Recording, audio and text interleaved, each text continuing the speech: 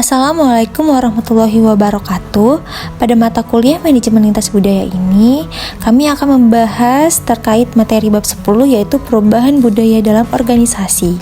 Kami dari kelompok 1 yang beranggotakan Azalia Rahma Zalzela, Muhammad Diki Ega, dan Muhammad Ikram Riznaldi.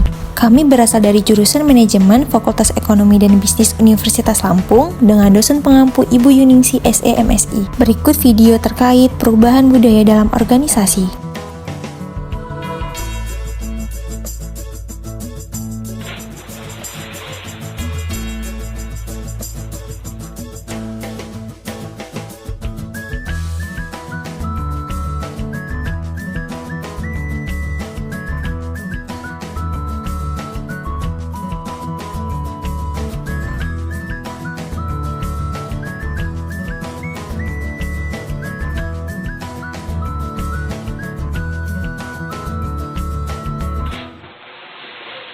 这一次我真的睡着了。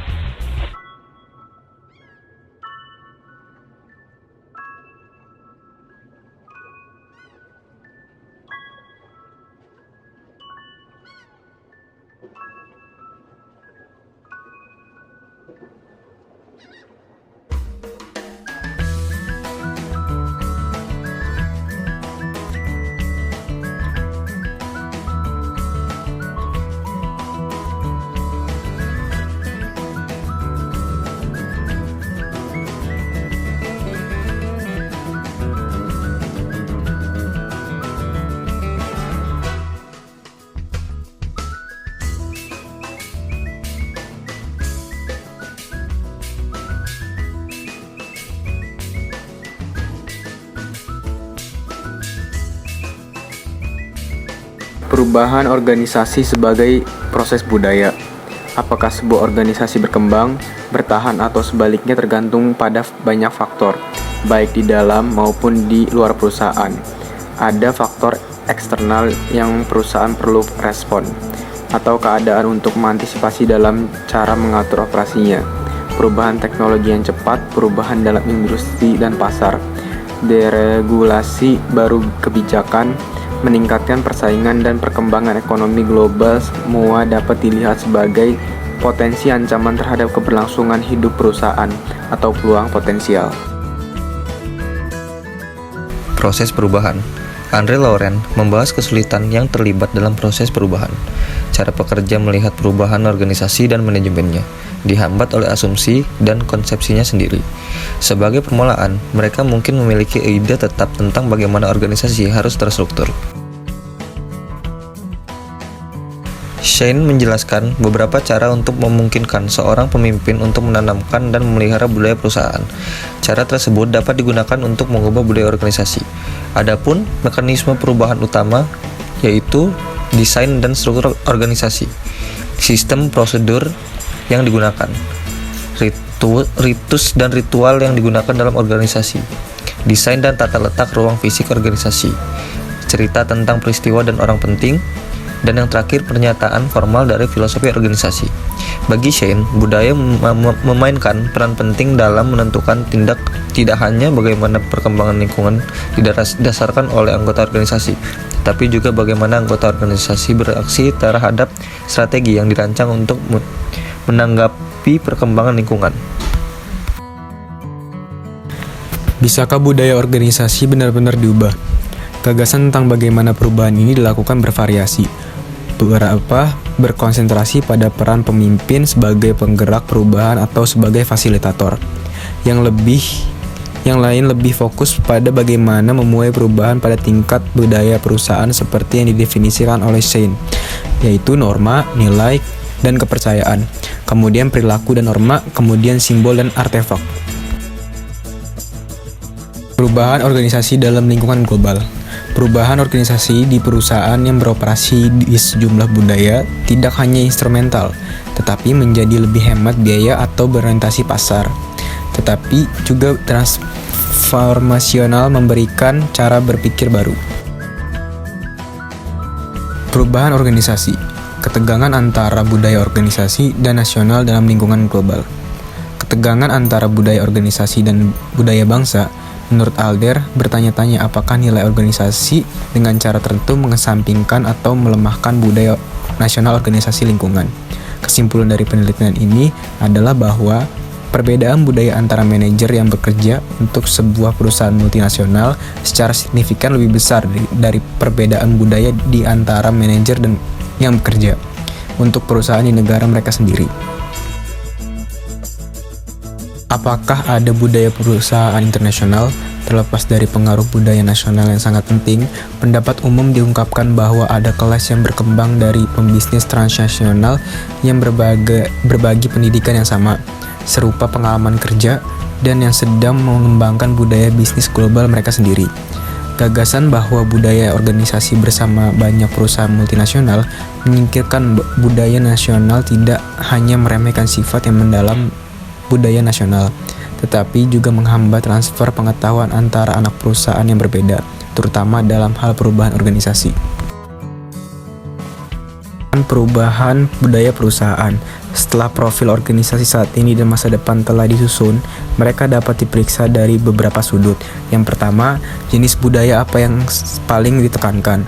Yang kedua, perbedaan apa yang ada antara profil saat ini dan masa depan. Dan yang ketiga atau yang terakhir, beberapa derajat kesesuaian antara tanggapan individu terhadap pertanyaan. Analisis jurnal yang berjudul Perubahan Budaya Organisasi pada International Non-Government Organization selama pandemi COVID-19 dalam upaya membangun keterlibatan budaya, yang diteliti oleh Mauliza Akhir Umar, Putu Ayu Purnama Dewi, dan Yosiasa Wicaksaningrum. Penelitian yang dilakukan pada International NGO XYZ ini bertujuan untuk mengetahui proses perubahan budaya organisasi, proses kepemimpinan, dan gambaran lingkungan kerja yang terjadi selama pandemi COVID-19 sebagai upaya membangun keterlibatan karyawan. Untuk menjawab pokok permasalahan penelitian, peneliti menggunakan pendekatan kualitatif dengan metode wawancara dengan narasumber dari NGO XYZ, observasi dan analisis teks dari berbagai sumber tulisan.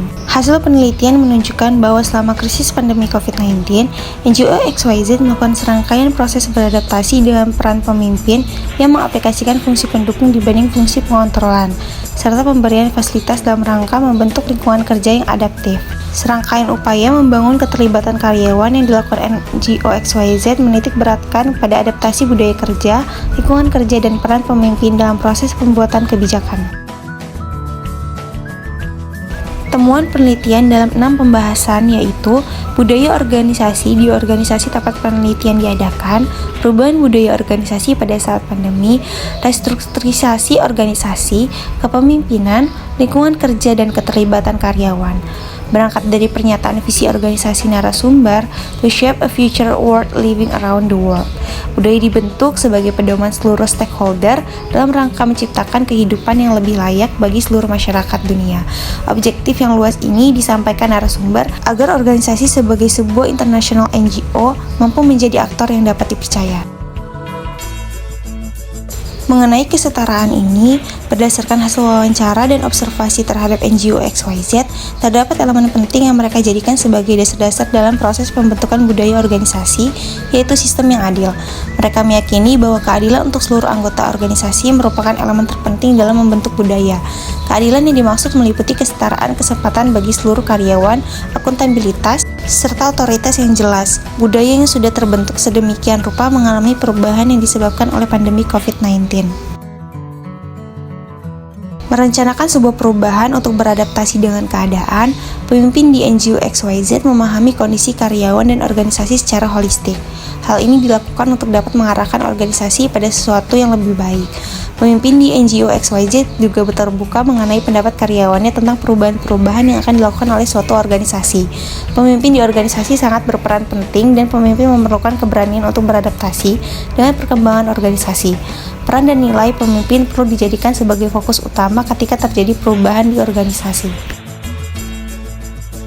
Adapun beberapa aspek lingkungan kerja tersebut yang dapat meningkatkan keterlibatan karyawan di NGO XYZ, yaitu fasilitas yang baik yang dapat menunjang kinerja karyawan dan bentuk apresiasi dari organisasi terhadap karyawan.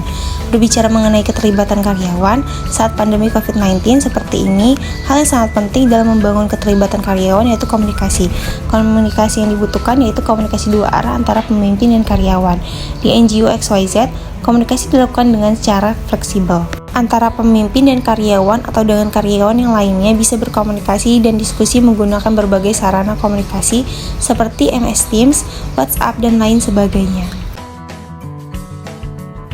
Berdasarkan penelitian yang telah dilakukan, peneliti memahami bahwa NGO XYZ memandang budaya organisasi sebagai hal yang diturunkan dari pernyataan visi organisasi, sehingga menjadi sebuah pola dasar atau acuan dalam keberlangsungan organisasi.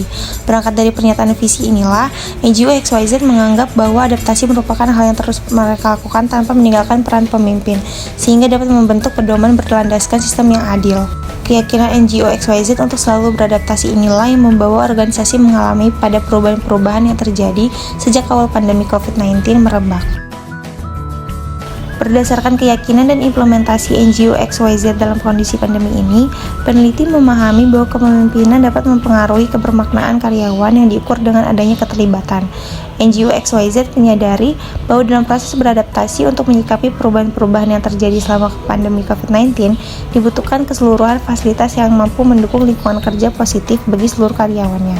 Tidak hanya fasilitas fisik seperti laptop, wifi, dan lain sebagainya, namun juga fasilitas yang dapat mampu mendukung karyawan dari segi emosional. Maka dari itu, NGO XYZ menyediakan konsultasi psikologi secara daring. Sekian video presentasi dari kelompok kami. Terima kasih untuk teman-teman yang sudah menonton video ini. Semoga dapat bermanfaat. Kami tutup. Wassalamualaikum warahmatullahi wabarakatuh.